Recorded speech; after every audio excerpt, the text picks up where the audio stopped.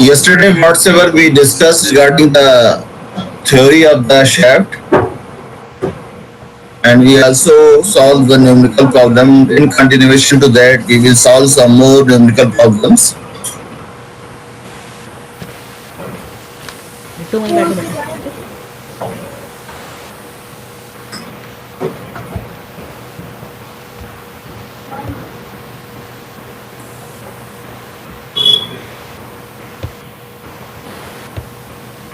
Please write this problem and try to understand the language. Accordingly, you will have to draw the layout. A 550 millimeter diameter pulley driven by a horizontal belt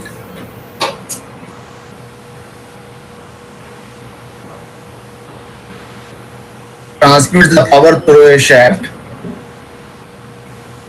to a 250 millimeter diameter pinion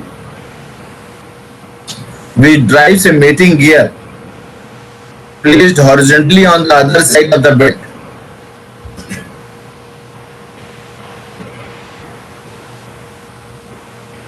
The pulley weight 1.2 kilonewton provide some flywheel effect. The pinion is attached to two 25 millimeter left to the right bearing. The pinion is attached at 225 millimeter left to the right bearing. While the total distance between the bearing is 800 millimeter, it is assumed that the bearings will be at the ends.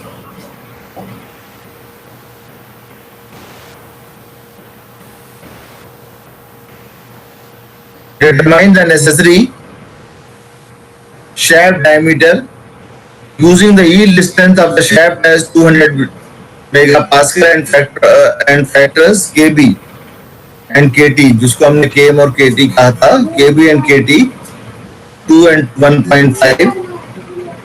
Use both applicable theories. दोनों theories of failure लगानी होगी. Maximum shear stress and maximum normal stress theory दोनों लगानी होगी. Tension in the belt on the tight side is 5 kilonewton and slack side is 1.5 kilonewton.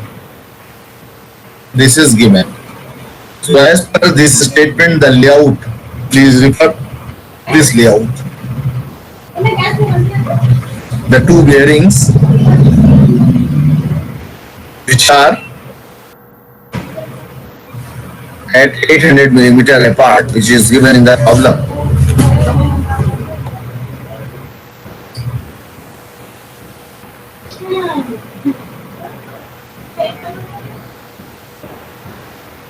And here you can see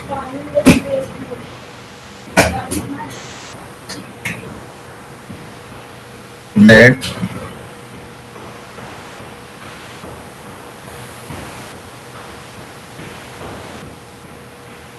a pulley of 550 millimeter diameter driven by a horizontal belt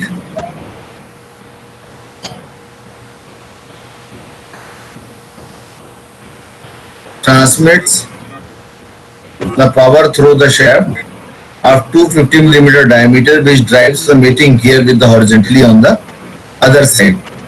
The weight of the pulley is 1.25 kilonewton.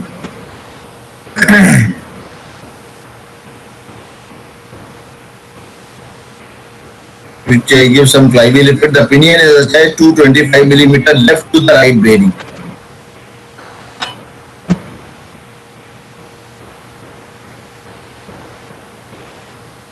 See here.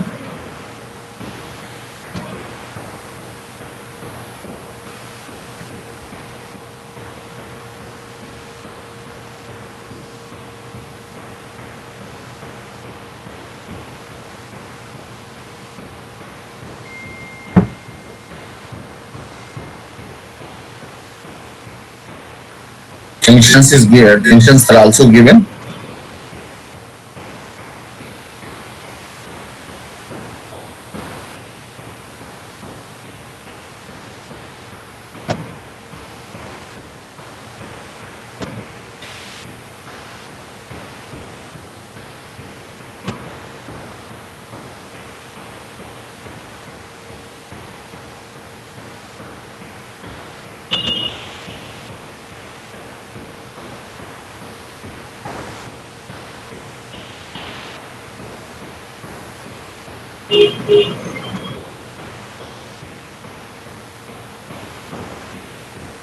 whatsoever is given here, on the basis of this, you will be able to draw this layout.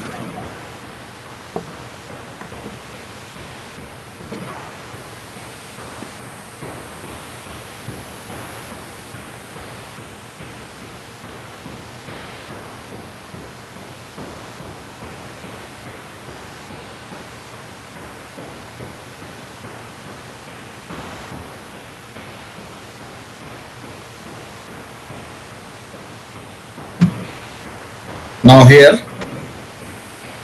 you please refer the analysis part.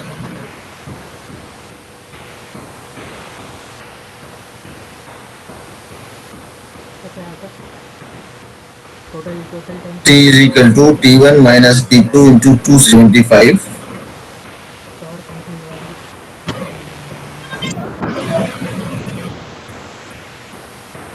T1 minus T2 into 275.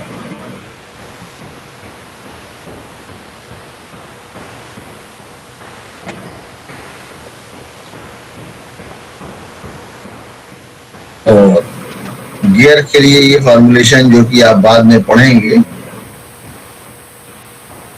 T is equal to FT RG.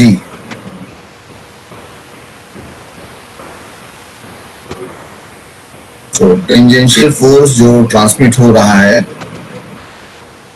see here this FT, value of the FT and FR, these two forces are here.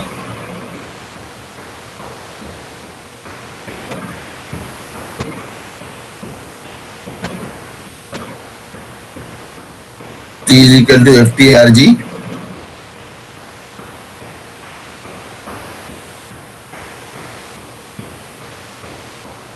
RG is 125.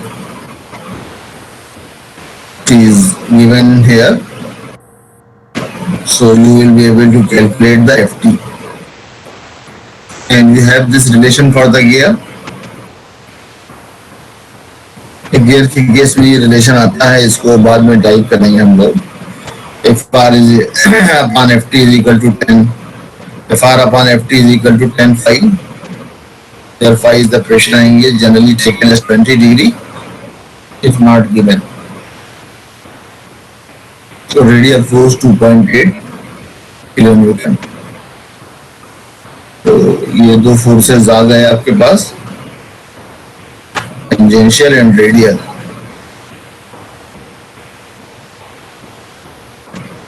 Weight will be acting downward.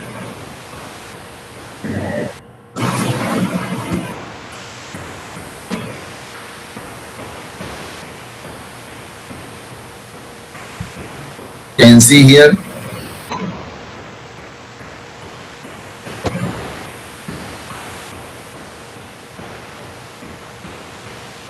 the diagram.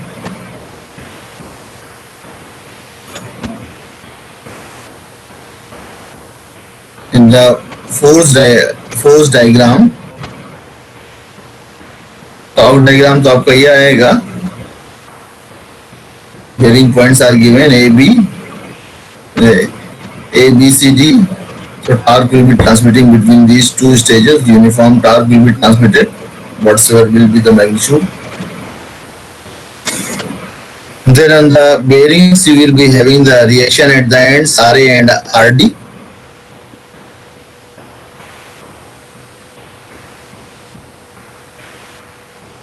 अगर हम vertical plane की बात करेंगे,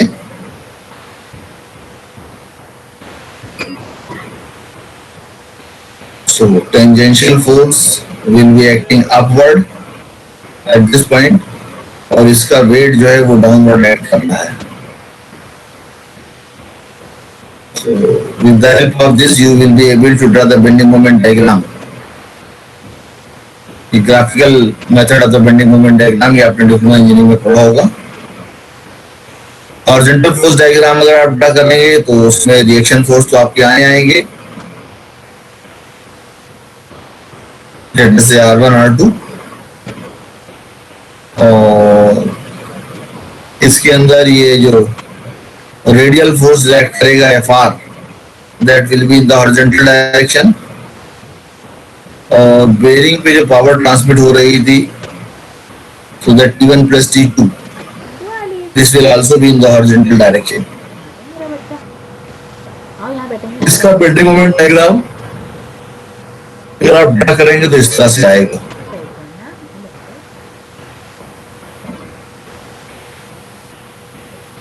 Now you take the moment about the A.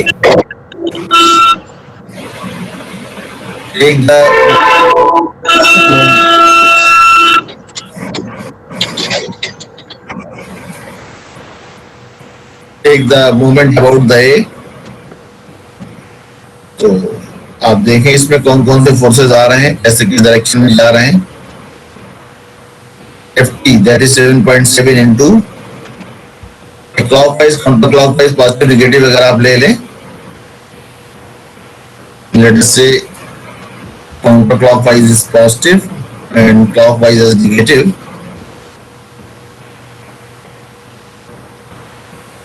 So 7.7 into 200,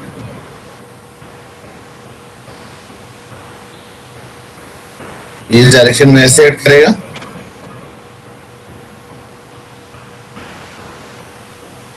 और ये moment इस direction में act करेगा, ये माइनस में हो जाएगा। डिस्टेंस आपकी जितनी भी आ जाए कैलकुलेट कर लेंगे, तो माइनस डिस्टेंस यानी आपकी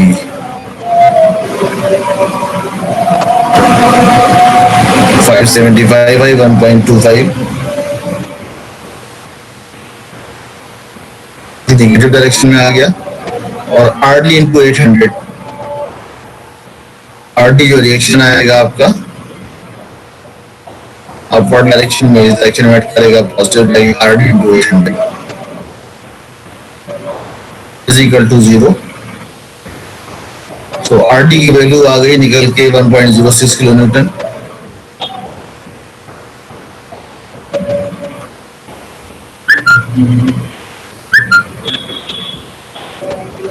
Equilibrium condition that from this diagram अगर आप देखें, so RA plus FT plus RD will be equal to W। Force balance के लिए RA plus RD plus FT is equal to W का RD नोन है, FT known है, W known है, लगाया तो आपने आगे निकाल लिए। रिएक्शन पॉइंट RA RD, तो आपको RA RD मिल गया, FT W नोन था। बेंडिंग मोमेंट डायग्राम आप आराम से ड्रा कर लेंगे। Now take for the horizontal direction, taking the moment about the R1,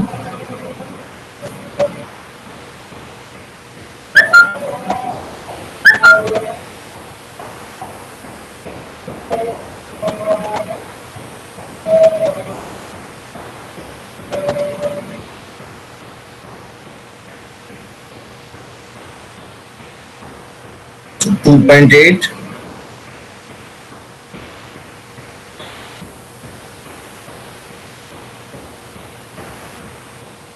2.8 into 200, then 6.5,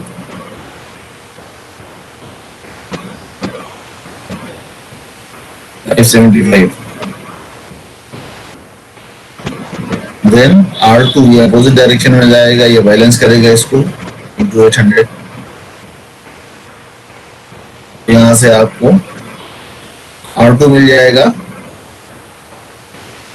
force balance equation में you can see that R1 plus R2 will be equal to FR plus T1 plus T2, that is 6.8।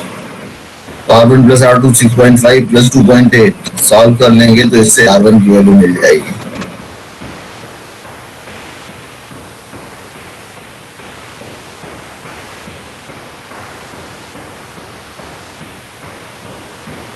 Now when these values are known, you will be able to draw the bending moment diagram. Bending moment diagram at the point B, bending moment at the point B, bending moment at the point C. For the vertical and for the horizontal bending moment, ये MBV लिखा हुआ है, MCV, MBH and MCH.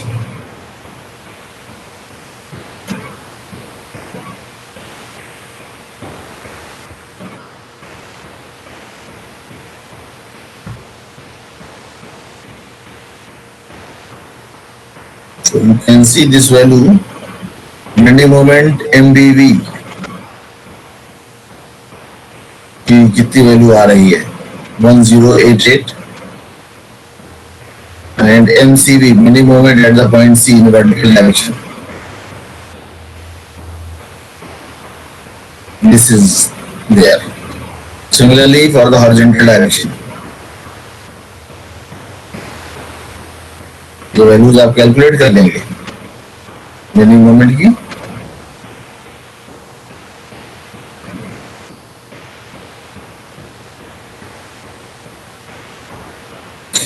Horizontal bending moment in the horizontal direction.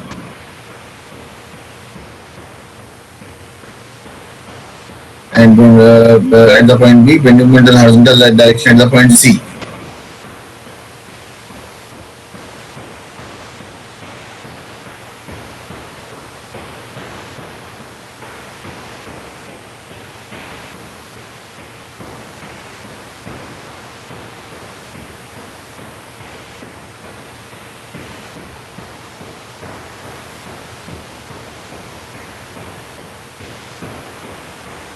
Now you can get the net bending moment at the point B for the horizontal and vertical direction. So MB V square plus MB H square. Bending moment at the point C. So MCV square and MCH square. So the value which is coming on the higher side for the bending moment is the maximum moment occurs at the point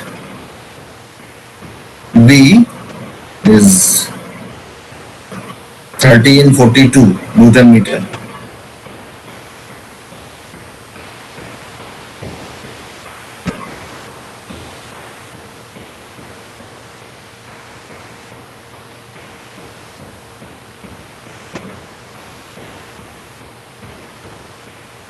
torque आपने पहले calculate कर लिया था 962.5 newton meter. So with these two values, you apply them, equivalent bending moment निकालिए, equivalent twisting moment निकालिए, maximum shear stress theory लगा के, and you can solve it for the maximum shear stress theory. The diameter is coming somewhere around 71.76. Similarly, अगर आप ये distortion energy theory लगाई है यहाँ पे इन्होंने,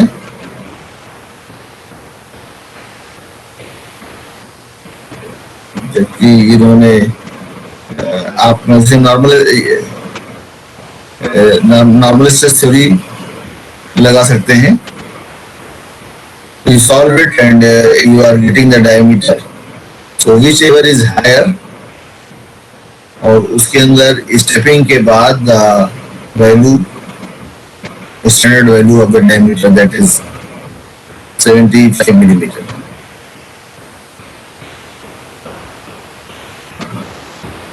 This is the solution of the problem.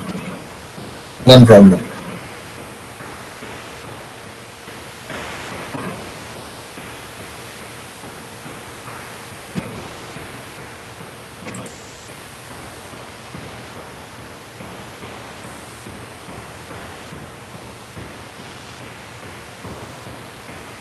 Now you take another problem. in a similar fashion. Please read the problem and draw the layout. Please read the problem and draw the layout.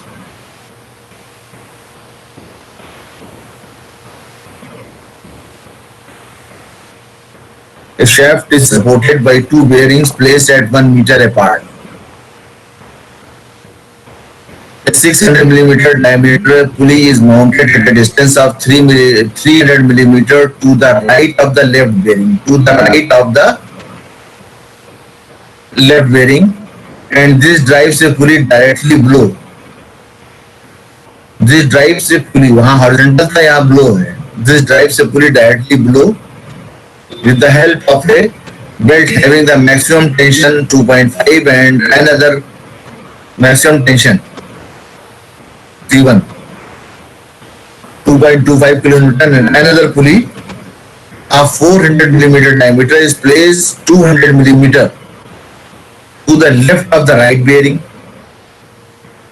To the left of the right bearing, and is driven with the help of an electric motor placed horizontally to its right. The angle of contact of the pulley is 180 degree. Coefficient of friction is 0.25. Determine the suitable diameter of the shaft assuming the yield distance of the material 100 megapascal, assuming the suitable value of the factor of safety. Assuming the suitable value of the factor of safety. Now here firstly you see the layout.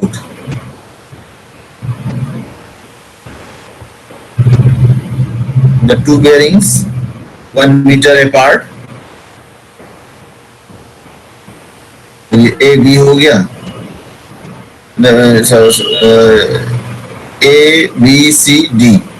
A B C D. A और D bearing हो गई आपकी. अब पहली पुली इन्होंने कही है 600 millimeter diameter pulley mounted at a distance of 300 millimeter to the right of the left bearing. Right of the left bearing. Left bearing ये उसके राइट 300 millimeter पे. इसकी डायमीटर जो बताई है वो कितनी बताई है 600 millimeter. दूसरी बेरिंग बता रहे हैं to the left of the right bearing at 200 millimeter. And another pulley of 400 millimeter diameter is placed at 200 millimeter to the left of the right bearing. 200 millimeter left of the right bearing.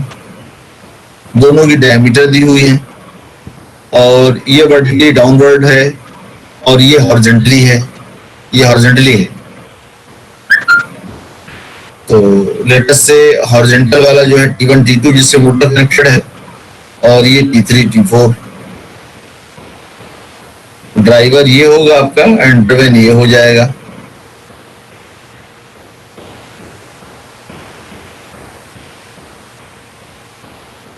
T3 upon T4 is e raised to power mu theta. Standard formula है.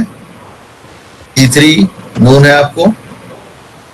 mu theta, mu भी known है, theta भी known है. You will be able to solve the T4. Try to see वही approach है जो पहले वाली प्रॉब्लम में थी, वही अप्रोच हम यहाँ भी लगा रहे हैं बिल्कुल.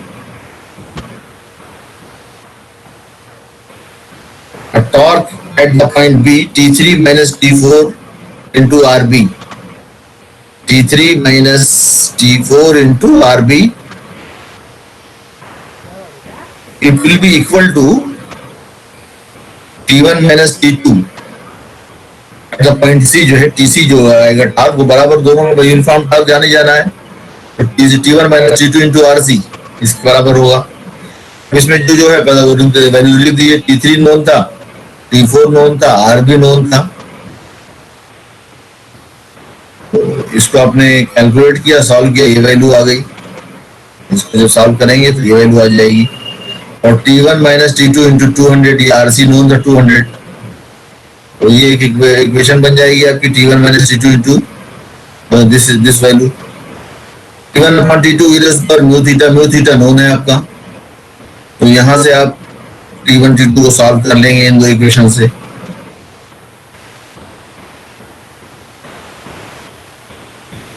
T1 T2 तो T1 T2 की वैल्यू आ जाएगी।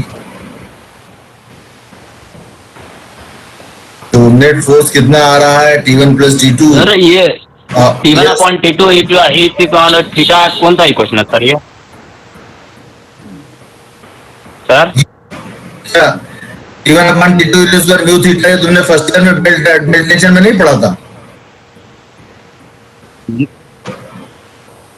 T1 अपॉन T2 में तो पढ़े थे, भूल गया हूँ, याद नहीं है सर अब। तब फिर डिजाइन में तो काम नहीं चलेगा। हमने तो पहले ही बताया था डिजाइन के अंदर जितने सब्जेक्ट का क्या सारे लगेंगे। ये कौन चैप्टर का सर? ये तो पता नहीं चल रहा है, कभी ने पढ़ा ही नहीं है इसको। अगर T1 अपॉन T2 इस बार म्यू थीटा नहीं पढ़ा है तो सारी मार्कशीट अपनी जमा करो, वापस करो हमें। तुम थर्ड ईयर की भी वापस करो, सेकंड ईयर की भी वापस करो और फर्स्ट ईयर की भी वापस करो और फिर डिप्लोमा के फाइनल की भी वापस करो और डिप्लोमा सेकंड ईयर में चले जाओ।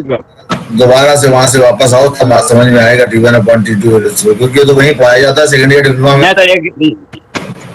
सर एक हिंट तो दे दिए सर, हम लोग पढ़ लेंगे फिर इंशाल्लाह। T1 अपॉन T2 पर म्यू थीटा बेल्ट टेंशन है। ये बेल्ट अगर टेंशन टाइट साइड में T1 है, स्लैग साइड में T2 है और कांटेक्ट एंगल थीटा है, कोएफिशिएंट ऑफ फ्रिक्शन म्यू है, तो T1 अपॉन T2 पर म्यू थीटा ये स्टैंडर्ड फार्मूला होता है। ये फार्मूला तो फर्स्ट ईयर वगैरह में अगर बी में कराया भी गया होगा तो फर्स्ट ईयर में आपको कराया गया होगा, वरना तो कराया ही नहीं जाएगा। ये तो इतना बेसिक, इतनी बेसिक चीज है।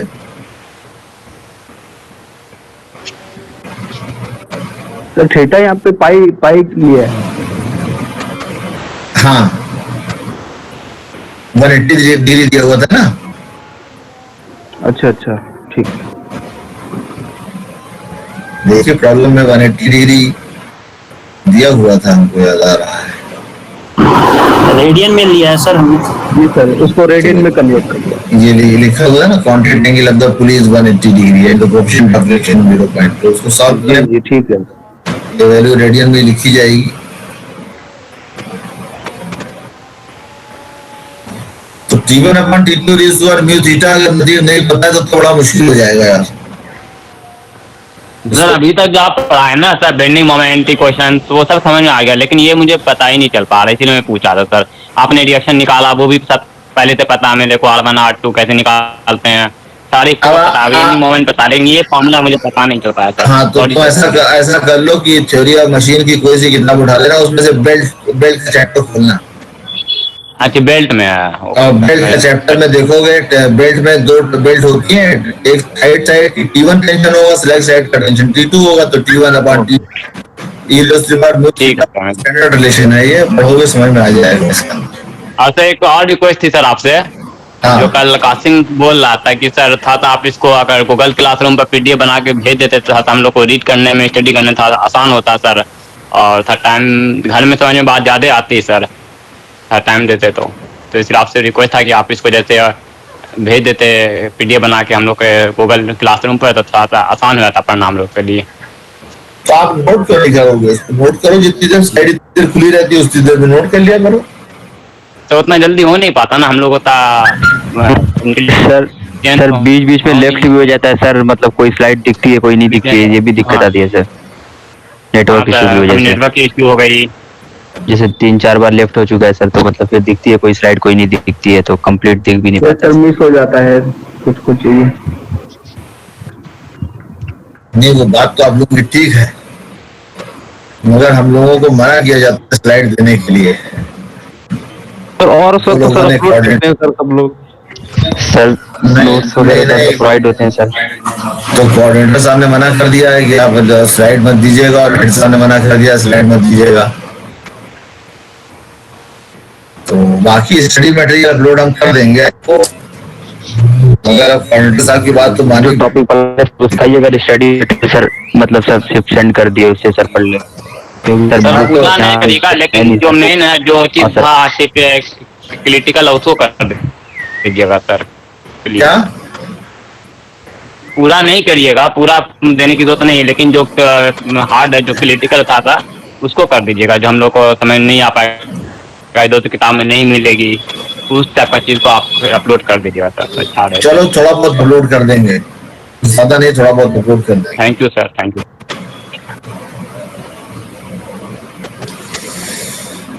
तो ये जब T1 T2 निकल जाएगा आपका, तो फिर ये आप T1 प्लस T2 निकाल लेंगे।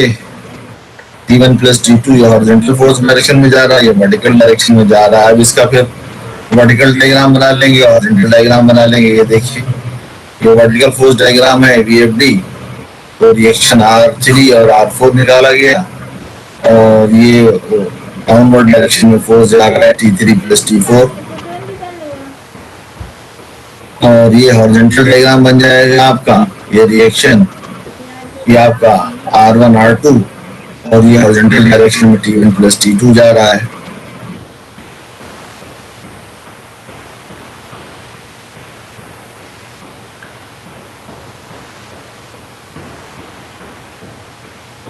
अब आप ये निकाल लिया इसका moment, take the moment about the R3, R3 के about moment clockwise counter clockwise ये, और ये दो ही फोर्सेस आ रहे हैं आपके पास। So this must be equal to this, इससे R4 निकल गया। फिर यहाँ से सॉल्व कर लेंगे इसको, तो R3 निकाल लेंगे, R4 R3 निकल गया।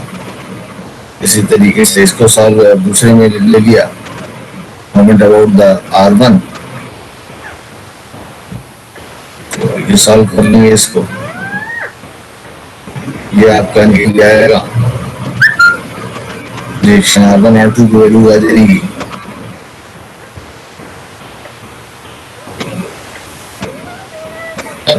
ये वैल्यूज आपके पास नोन है। आप bending moment, vertical bending moment at the point B, at the point B निकाल सकते हैं। At the point B, at the point C, horizontal bending moment at the point A, B at the point C। ये निकाला गया है इसके अंदर, और हायर वैल्यू जो है इसके अंदर कौन सी है वो देख ली गई। फिर तो रिक्वायर्ड बेंडिंग मोमेंट जब आपने यहाँ निकाल लिया, और इसमें हायर फिर जो आपने देखा तो ये C पे आ रहा है हायर, तो इसको ले लिया जाएगा। और इधर आप ऑलरेडी निकाल चुके थे जो है, ये वैल्यूज T1 T2 की ऑलरेडी निकाल चुके हैं।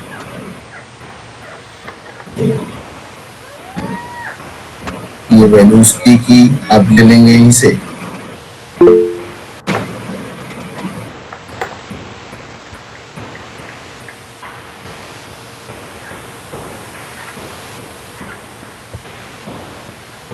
पॉइंट स्ट्रेस दी हुई है, तो मैक्सिमम शेयर स्ट्रेस थ्योरी लगाइए पहले और सॉल्व कर लीजिए। डायमीटर उसी के ऊपर एक ही थ्योरी ऑफ फ्लो लगाया, दूसरा थ्योरी ऑफ फ्लो नहीं लगाया इन्होंने। Maximum shear stress theory generally rectangle material के लिए मैक्सिमम शेयर स्ट्रेस थ्योरी लगाई जाती है। तो सॉल्व कर लिए, यही अप्रोच प्रॉब्लम के अंदर लगेगी इसके अंदर। तो अब इसको आप लोग समझ लीजिए। हमने आसमाना साहब से कहा है कि वो कुछ अच्छी सी प्रॉब्लम्स करा दें, तो नेक्स्ट क्लास में आसमाना साहब आएंगे और वो आप लोगों को और कुछ प्रॉब्लम से शाफ्ट के ऊपर करवाएंगे, और इस तरह की ही प्रॉब्लम आप लोग अटेम्प्ट करें एग्जामिनेशन पॉइंट ऑफ व्यू के लिए, एग्जामिनेशन पॉइंट ऑफ व्यू से। इसको पढ़ने में ऐसा कोई प्रॉब्लम होनी नहीं चाहिए। मेन चीज यही है कि अगर ये लैंग्वेज दी रहती है, इस लैंग्वेज की बेसिस के ऊपर ये डायग्राम बनाना सबसे इम्पोर्टेंट काम होता है। डायग्राम बनाने के बाद आपको रिएक्शंस निकाल लीजिए, फोर्सेस निकाल लीजिए, हॉरिजॉन्टल वर्टिकल डायग्राम निकाल लीजिए, वर्टिकल मोमेंट बेंडिंग मोमेंट निकाल लीजिए, टॉर्क निकाल लेंगे, सॉल्व कर लेंगे। कोई फॉर्मूला लगा के यही फॉर्मूला सीधा लगेगा आपका, और उसकी बेसिस के ऊपर आप सीरीज ऑफ फेलियर जो भी चूज करनी हो, सीरीज ऑफ फेलियर चूज करें, लैंग्वेज निकाल लीजिए, शर्ट। यही हर प्रॉब्लम के अंदर यही मैकेनिज्म जाएगी घूम फिर के। समझ में आ रहा है भाई? जी सर, हम बोलना चाह रहे थे कि अगर R1 R2 निकाल लिया जाए तो जितने भी अबाउट डाउनवर्ड फोर्स वो तो ऑलरेडी निकल जाएंगे। तो हर मतलब वो जो टेकिंग अबाउट मोमेंट R3 और ये तो लेने की जरूरत मुझे ना पड़े, तो हम लोग के लिए आसान हो जाएगा सर। क्या करो? अगर हम R1 R2 निकाल ले हैं, टेकिंग मोमेंट अबाउट ए से R1 निकाल ले तो R2 निकाल ले। R1 R2 बेसिकली हाँ, आपके रिएक्टिव फोर्सेस रिएक्शन निकालने के बाद ये हॉरिजॉन्टल डायरेक्शन में जा रहे हैं ना। हाँ जी सर। तो आपको तो दोनों तरफ देखना पड़ेगा, क्योंकि जो सिस्टम आ रहा है हॉरिजॉन्टल और वर्टिकल दोनों में जा रहा है, तो आपको दोनों की एनालिसिस करनी पड़ेगी। R1 R2 भी निकालना पड़ेगा, R3 R4 भी निकालना पड़ेगा। हाँ वो तो सर डायरेक्टली अगर R1 प्लस R2 जितनी वैल्यू होती है वो ऊपर के फोर्स के इक्वल होती है, बैलेंसिंग करके नहीं निकाल लेंगे सर। हम हर बता जो टेकिंग मोमेंट अबाउट ए लेंगे वो तो था टिपिकल हो जाता है, हार्ड हो जाता है सर। तो वैसे भी निकाल सकते हैं आप, निकाल सकते हैं ना सर। ठीक। हाँ।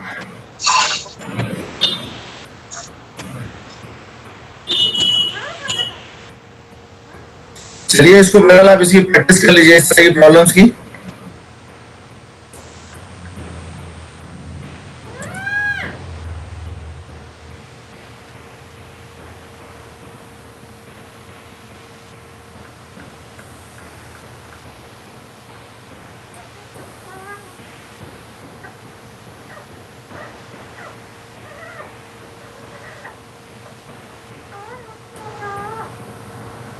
मिट्टू मम्मी की जान है सोना। नहीं बेटा। Please attend your calls. Aamir Khan, sir.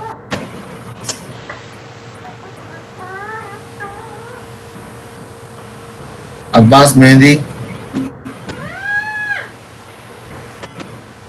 Afzal Khan,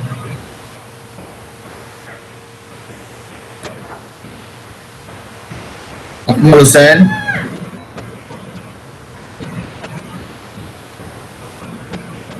Ankit Kumar, yes sir. Arman, yes sir. Atiqur Rahman, yes sir. Brij Mohan, yes sir. Ghazala, yes sir. Haroon, present sir. Abdullah, Amaran,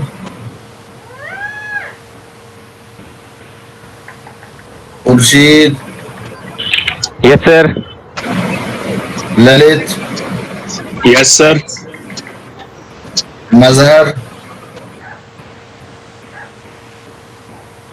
Arif Ali, Danish, yes sir. Sarwar, yes sir. Tauqeer, yes sir. Umair, yes sir. Azwar, sir Mohammad Arif, मेरा नेट डिस्कनेक्ट हो गया था sir.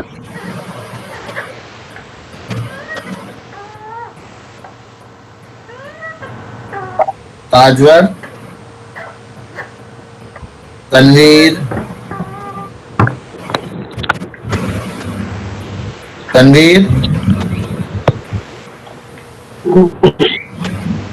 Mohammad Arif, Mohammad Atif. Yes sir. Mohammad Atif, yes sir. Yes sir. Mohammad Imran, present sir. Intezar, yes sir. Qasim,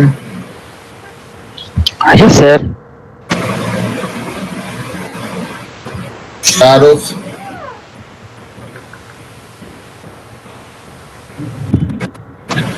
Jameel, yes sir. जायद,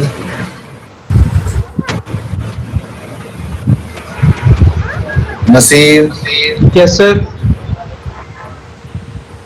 Nazim, Arif Ansari, Faizan Sabir, Ashif Khan, present sir. Sanaullah, yes sir.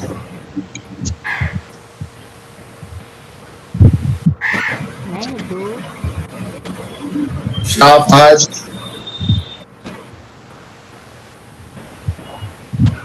Zahiruddin, yes sir.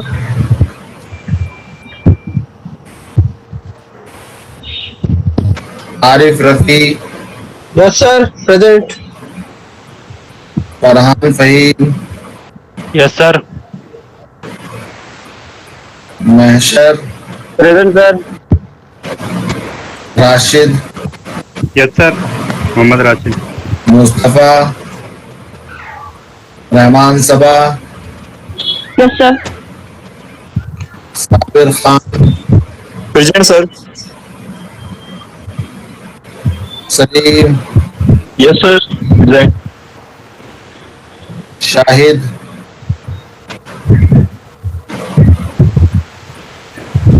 Shahnawaz, yes sir. शहजादा,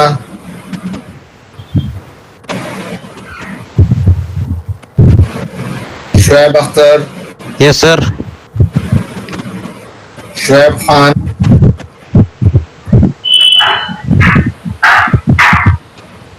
Shubham Srivastava, present sir. Somit, Sonit, Suhail, yes sir. Tauseef, yes sir. Wasim,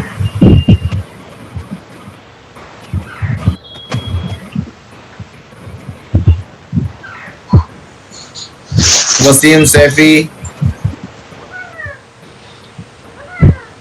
Yogendra, yes sir. Good evening sir. Yusuf,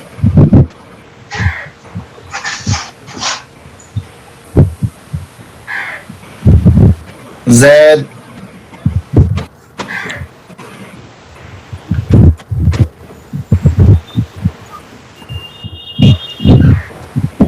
Ziaur Rahman,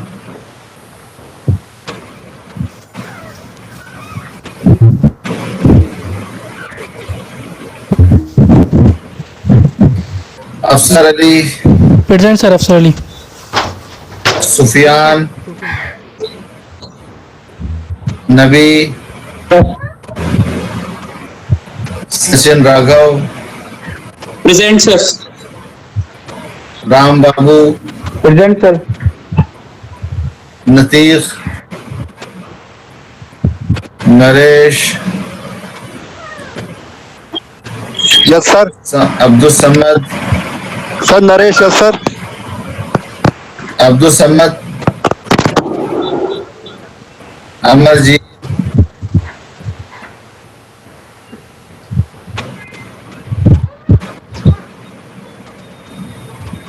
Madhav, Madhav. Present sir. Madhav. Present. Roll number 8025, sir मेरा छूट गया sir. लगा दिया 8025, हाँ दे। Sir मेरा भी लगा दिया सर। 8025 ये सर मोहम्मद आकिब फारूकी। सर नरेश का रैग हो गया सर। 68 देख लो अपना अपना देख लो, खुद ही दिख रहा है नहीं दिख रहा है। 68, present sir. Sir 18 sir 18 Mohammad Arif. 52, sir लिखा है 60 सर। 52,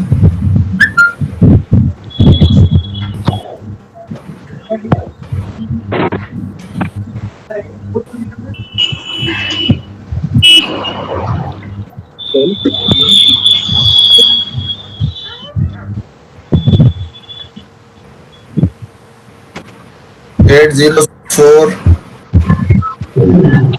52 है 52, सर 8013 रह गया sir.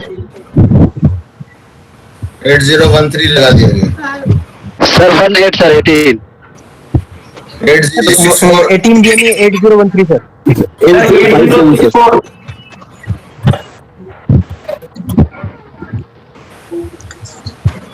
Sir roll number 13 180। Sir 8061। 8057 शारिद।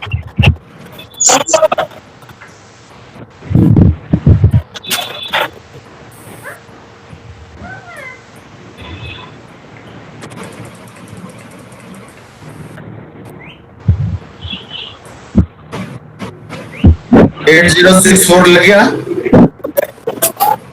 8057 Shariq sir 8064 कौन है? सर वजाहत और वसीम कौन है? वसीम वसीम सर 16 BME का 8068 है सर। 8064 और 16 BME वाला है। हाँ 16 BME 8068 Waseem Ahmad sir. Sir 8018 sir देख लीजिएगा। और नाम तो नहीं डिस्कनेक्ट हो गया था नेट। 8064 कौन है? पता नहीं सर। वजाहत सर वजाहत हुसैन अवेलेबल है? हाँ सर अभी वजाहत 8064 8064